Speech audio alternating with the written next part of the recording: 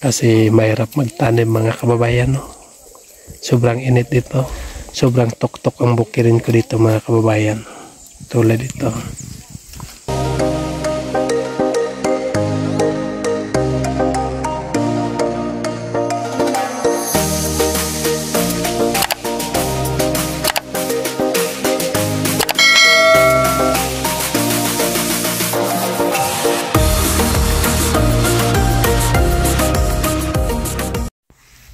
Magandang araw sa inyong lahat mga kababayan. Kumusta na kayo dyan? So nandito na naman ako sa aking bukirin. At magtatanim naman po kami ngayon ng mais. So kasama ko yung mga pamangkin ko, kapatid. At magtatanim kami ng mais doon sa kabila mga kababayan. So dito mga kababayan ay makita natin nga nandito yung aking mais nga unang tanim. Medyo malaki-laki na mga kababayan.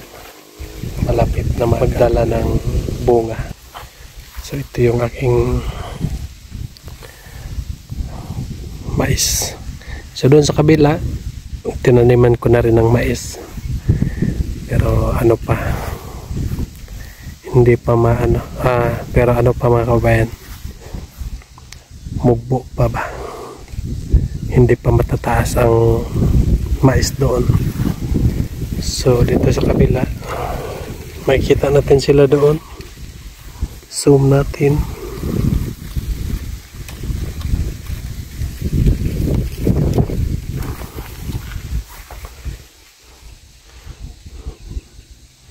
Nandun po sila mga kababayan, mga pamangkin ko at kapatid, pinsan. Nagtatanim sila ng mais.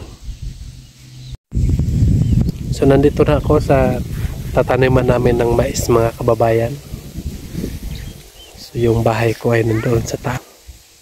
Doon sa taas yung aking bahay. Payag-payag. So ito yung tinataniman namin ng mais. Itong diring side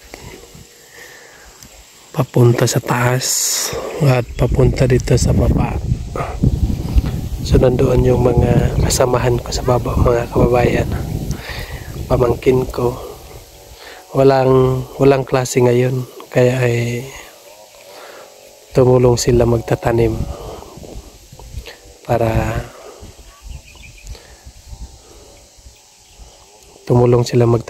sa akin mga kababayan.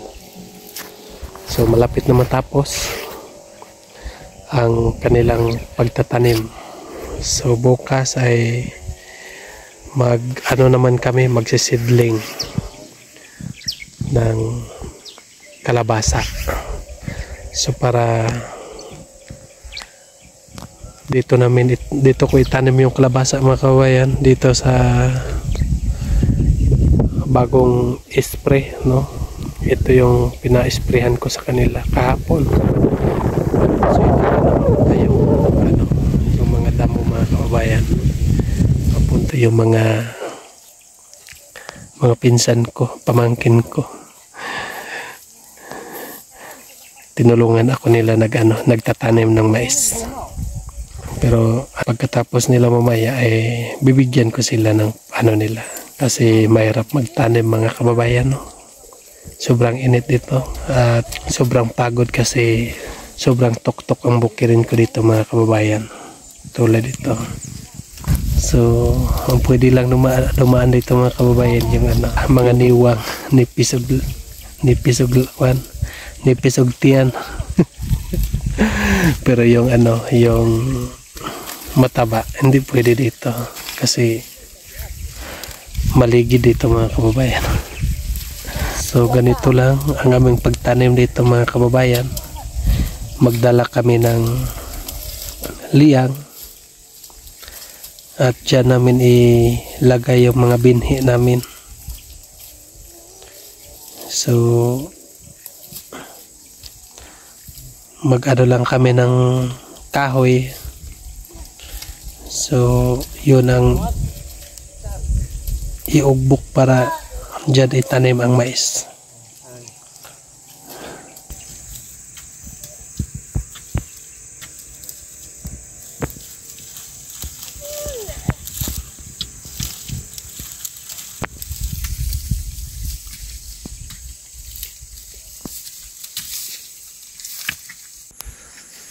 So nandito naman ako mga kababayan. Iniwanan ko sila doon sa kabila. So nandito ako sa mga tanim ko. Yung mga punong avocado mga kababayan. So malalaki na pala. Matagal ko na hindi sila napunta dito sa baba. Doon lang ako sa taas. So ngayon ay nandito ako sa baba. So makikita natin yung punong avocado mga kababayan nga malalapit na magbigay ng biyaya, no? So at saka yung durian mga kababayan, so malalaki na din, no? So ang mas marami dito mga kababayan ay avocado. So papunta doon sa taas yung papunta doon sa taas ang avocado. So, meron pa ako mga buto ng avocado. So, doon ko na rin itatanim sa kabila mga kababayan. So, marami pang mga pwede taniman dito. So, habang may panahon pa, so magtanim-tanim muna ako dito mga kababayan. No? So, salamat sa mga payo sa akin ni Mang Ili, no? Sabi niya sa akin nga pag may lupa ay magtatanim ka ng mga kahit ano, mga niyog. Lahat itanim mo mga lansones, di ba? Kasi hindi natin alam ang takbo ng buhay. So maraming salamat sa iyo, no? So ito na, ginagawa ko na yung mga payo mo sa akin. Nagtatanim na ako ng mga durable. In kaso nga hindi natin malaman ang mga takbo ng buhay, ang takbo ng panahon. So mayroon tayong mga tanim. So maraming salamat po sa iyong pagpayo sa akin.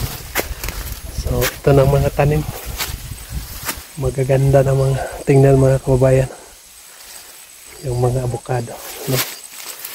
Ito yung tinatawag namin nga binotilya, no? Binotilya nga avocado, hindi yung junior, yung parang emperador ba. Lingin. So marami ito. So matataas na rin.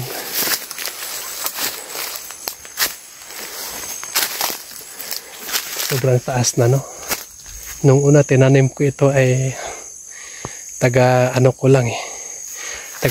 ko lang. Pero ngayon ay mataas na, mas mataas pa sa akin mga kababayan. So ganun talaga kapag itanim na natin. So tumaas yan.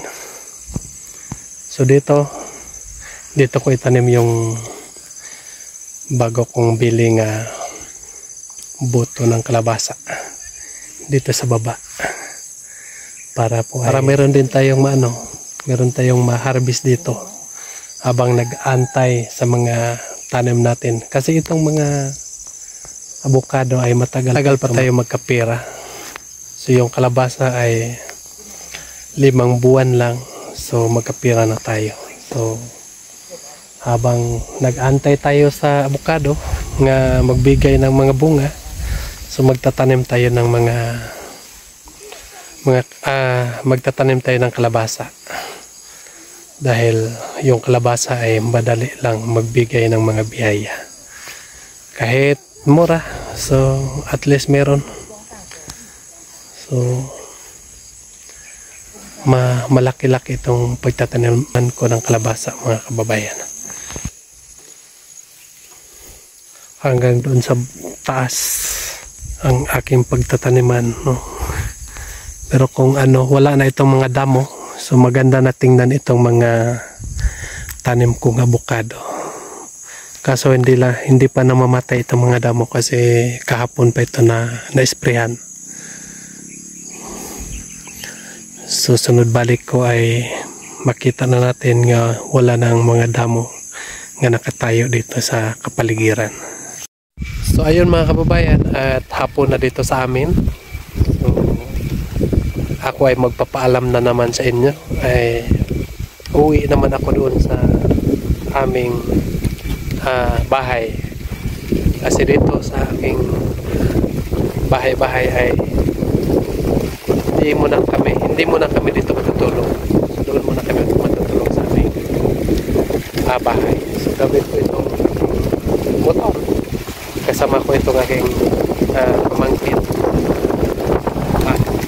Ginawa namin dito kanina ay nagtatanim ng mais at sila ay nag-spray ng mga damo para mamatay at mataniman natin ng mga gulay. Mataniman natin ng mga gulay. So yun mga kababayan. So maraming salamat sa inyong lahat. Bye-bye.